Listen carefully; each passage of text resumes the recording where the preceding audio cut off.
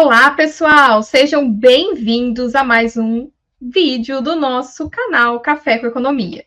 Hoje vamos falar sobre um tema super atual e que pode impactar diretamente a economia global: as tensões entre o Irã e os Estados Unidos. Mas afinal, como um conflito desse afeta o bolso das pessoas no mundo todo? E para nos ajudar a entender isso, eu recebo hoje o professor Leandro Fogatti, ele que é nosso especialista em assuntos internacionais. Seja bem-vindo, professor Leandro. Obrigado, professora Laís. Satisfação estar aqui para mais um episódio do nosso Café com Economia e poder contribuir, né, com assuntos relevantes da economia internacional, do cenário econômico internacional que pode afetar a economia brasileira, para que a gente possa compreender melhor, né, essas relações e sempre, né, compreender também o impacto direto no nosso bolso, como você comentou ali, professora Laís. Então, satisfação estar aqui para contribuir com esses assuntos, para levantar, né, essa discussão sobre as tendências do que pode vir a ocorrer. Obrigada, professor Leandro. E para começar, já gostaria de te perguntar o que está acontecendo entre o Irã e os Estados Unidos. E se nós podemos chamar isso de guerra? Nós temos um conflito que muitas vezes ele era retórico entre os Estados Unidos e o Irã há muito tempo.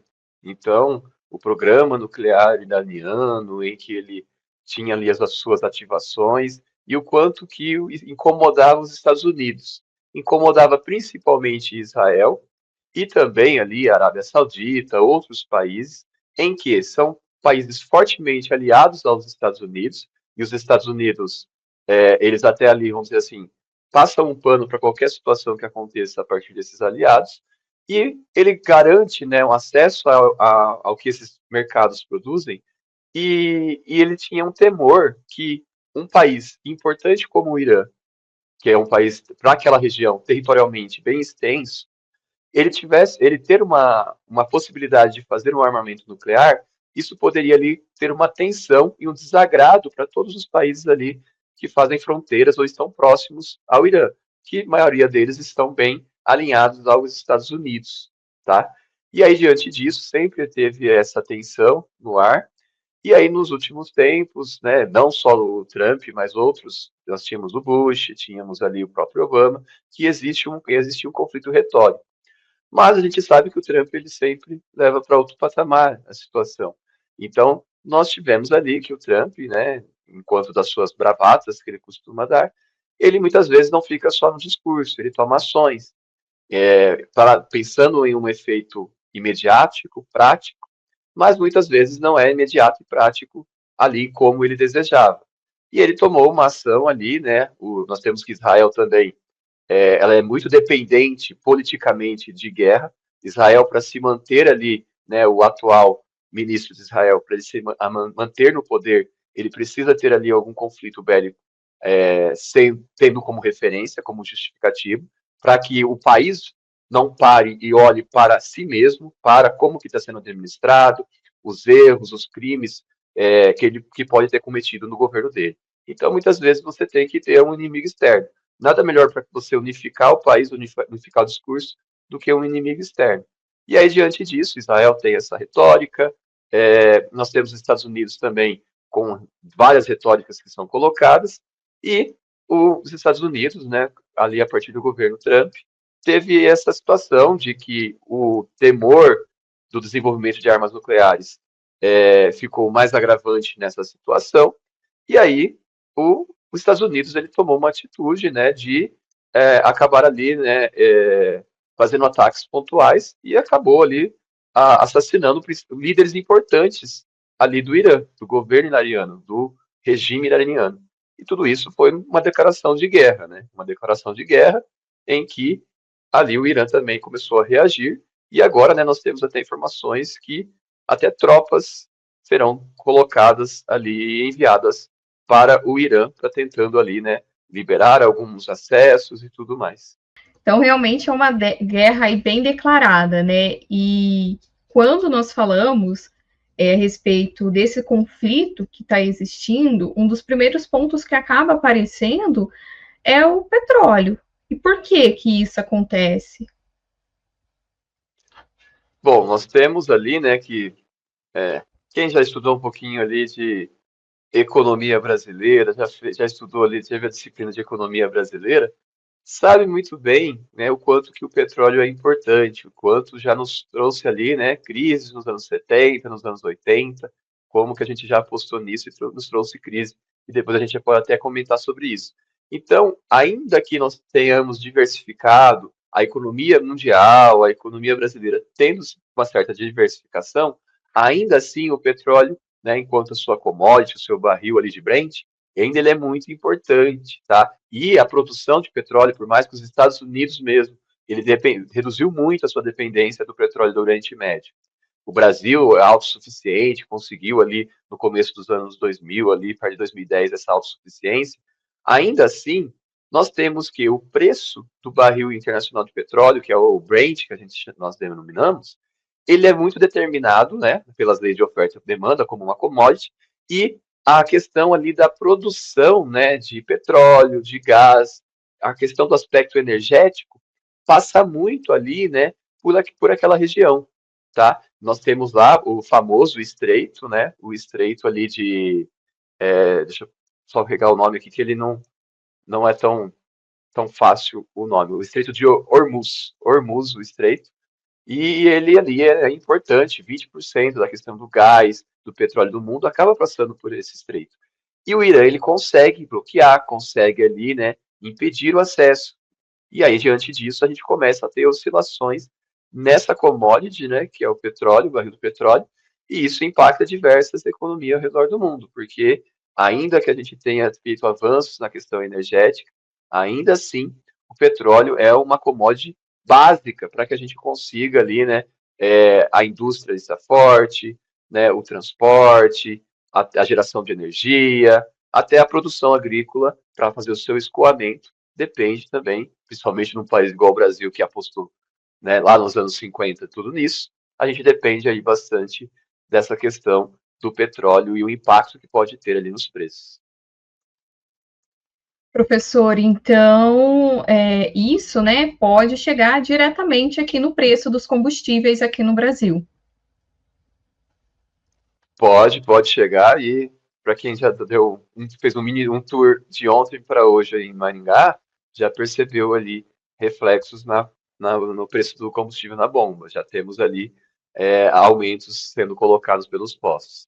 Então, imediatamente os postos de combustível já se realocam dada essa situação. Então, eles, a partir das expectativas, eles não esperam, né, esse novo preço de petróleo, né, a nova remessa das distribuidoras chegar a esse preço, eles já se antecipam, e nós temos ali já esse impacto de aumento do preço da bomba.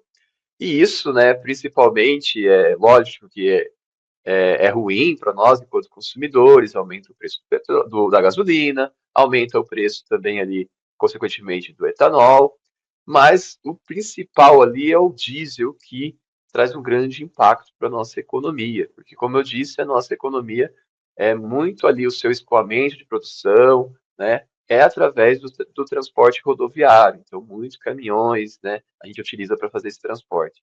E aí, devido a isso, não é só a gasolina ali, o etanol, o diesel ali no seu posto de combustível ali que você costuma abastecer, que ele vai ficar mais caro. A gente pode ter que esse impacto desse aumento do barril de petróleo, ele impacte preços de outros bens, de outros serviços, tá? Então, alimentos, né? Nós podemos ter ali impacto também na questão da logística, na questão do transporte de passageiros. Então, nós podemos ali ter um encadeamento de encarecer outros produtos, ou seja, trazendo efeitos para a nossa inflação. Então, né, até né, puxando esse gancho, nós tivemos né, recentemente a redução da taxa básica de juros da economia brasileira. E a projeção do mercado era até que fosse meio ponto percentual essa redução. E foi 0,25 só. E aí eles já se colocam que provavelmente é pensando que abaixar essa taxa de juros, que é você reaquecer a economia e sustentar um pouquinho de uma inflação mais elevada, não seria o melhor cenário agora, porque a gente pode ter uma pressão pelo petróleo para os preços, né? E essa pressão sobre os preços não é uma inflação, uma pressão de demanda. Ninguém está querendo ali mais petróleo. A questão é uma inflação de custos. Então é um problema na oferta. Nós estamos com uma oferta restringida, por problema lá no canal lá de Hormuz, e aí devido a isso, né, e toda a guerra e todo o aumento do preço, então devido a essa situação a gente tem um problema de oferta e claramente impacta no preço do petróleo, no preço do combustível aqui no Brasil, né, no diesel principalmente, que o Brasil segue mais na questão do preço internacional, e, consequentemente, um custo maior para se produzir, um custo maior para se fazer o transporte, e tudo isso ali acaba trazendo consequências para a economia brasileira. Professor, muita coisa acaba estando ligada. A gente pensa que uma guerra que está lá do outro lado do mundo não vai afetar, né, o nosso país, não vai afetar o nosso bolso. Mas, né, além do petróleo, que outros impactos econômicos um conflito desse tipo pode acabar gerando em todo mundo? Primeiro que, pegando a natureza, né, isso já era presenciado ali pela questão de Israel, né, naquele conflito com a Palestina, mas a gente tem uma dependência também, é importante não só o petróleo, mas também a questão de fertilizantes. Se você abrir a balança comercial Brasil-Irã, você verificar lá que os principais produtos que o Brasil vem a importar são fertilizantes. A gente sabe o quanto que, né, em 2020, 2021, 2022, ali com o início da guerra da Rússia e Ucrânia, a gente já teve ali um movimento de uma preocupação com esses fertilizantes. O Brasil até fez alguns movimentos de ampliar a produção nacional de fertilizantes, mas é claro, quando você é o celeiro do mundo, não adianta, você ainda é dependente de uma boa produção internacional desse produto. Então, o fertilizante pode também ter um impacto para a economia brasileira, porque, né, o Brasil precisa muito desse produto e pode ali, né, aumentar o custo de produção para um setor tão importante da nossa economia quanto que é a agropecuária, né, o setor agroexportador, tá? Só que, mesmo com, e lógico, tem o problema de expectativas, o problema de que fica mais receoso os investimentos, você procura ativos mais seguros, procura o ouro, né, por exemplo, temos uma procura ali que, por exemplo, também pelo dólar, então se coloca que provavelmente não vai ter uma fuga de capital do Brasil, porque ainda assim a nossa taxa de juros é bem elevada, bem atraente, e o Fed, o nosso Banco Central, não aparenta que ele vai fazer uma redução fora da medida para esse cenário que a gente está vivendo. Então, ainda assim, vai estar atraído. Então, provavelmente, nós não teremos aqui uma grande oscilação, aparentemente, ali de fugas de capital do Brasil, né? Por mais que também o Fed dos Estados Unidos tenha colocado uma política para controlar a própria inflação, de manter as taxas de juros ali elevadas a contragosto do Trump ali, que gostaria de, né, incentivar a economia americana. Então, sobre a fuga de capital do Brasil, aparentemente ainda não temos um grande indício dessa situação, apesar de um receio, né, dessa procura por ativos mais seguros. Mas essa questão dessa guerra, desse cenário de incerteza, quando nós se colocamos nessa situação, a economia internacional, ela se volta para aquilo que é mais seguro. Assim como se volta para o ouro, que é o ativo mais seguro, também se volta para a produção do que a gente chama de economia real. Então, eu não vou apostar, né, ali, por exemplo, numa questão, né, de dobrar a aposta em grandes empresas de tecnologia, IA, mercados ainda emergentes. Eu vou apostar mais, existe ali uma questão de uma maior certeza em economia real. Essa economia real que nós denominamos é a economia de extrema necessidade para a população mundial como um todo. Então, é aquela produção de extrema necessidade, necessidade básica.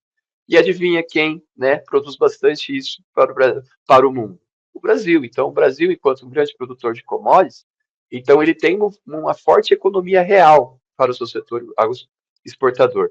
Diante disso, ele pode aproveitar esse cenário, né, para não ter ali prejuízos na sua balança comercial, para ter ali um dinamismo de exportação. Então, ainda assim, pode ser uma oportunidade. Só que, né, assim, mesmo sendo uma oportunidade, a gente pode ter o consumidor final brasileiro pagando o preço ali por um aumento, né, ali de inflação. E num ano político, a gente sabe o quanto que isso é um tema que se torna mais relevante, o quanto que isso muda resultados de eleições, tá? E também nós temos um outro ponto que eu gostaria de comentar, que para a questão dos maiores calcanhares de Aquiles do governo, principalmente esse governo atual brasileiro, pode ser interessante esse aumento do barril do petróleo para a questão da dívida pública, porque nós temos lá, né, que a Petrobras, né, pode ali ter um aumento da sua receita, e sempre é bom ali, né, uma empresa que tem a maior parte dela sendo estatal, aumentando ali a sua receita, isso ajuda ali para as contas do governo, tá? Mas ainda assim a gente tem ali que o consumidor final vai ser de certa maneira impactado, já estamos sendo ali, e isso pode ali desencadear bastante debate sobre essa perspectiva, porque nada influencia mais na questão de uma eleição do que mexer no bolso ali, né? Seja no Brasil ou nos Estados Unidos, o quanto que a inflação pode ser um grande determinante. Verdade, professor. Mexer no bolso do consumidor com certeza acaba gerando aí um mal-estar, né, dentro aí da política. E esse ano, então, essa guerra veio em um ano não muito bom, né? Bom, professor, e para finalizar, né, pensando aí mais à frente, o que pode acontecer se esse conflito acabar se intensificando ainda mais? A gente pode ter aí uma terceira guerra mundial, como vem se falando? É interessante que, né, agora nós temos essa moda de até realizar apostas sobre eventos aleatórios mundiais, né? E, por exemplo, né, aproveitando o ano que nós estamos, a probabilidade, né, está se pagando mais, ou seja, se paga mais porque coloca-se que é um evento mais raro de acontecer, o Brasil ganhar a Copa do Mundo, do que, por exemplo, ter alguma ogiva sendo disparada em algum lugar do mundo, mesmo que seja uma ogiva pequena. Então, né, o mercado ali de apostas está considerando mais provável alguma ogiva ser disparada do que o Brasil ganhar a Copa. Então, existe ali nessa tensão.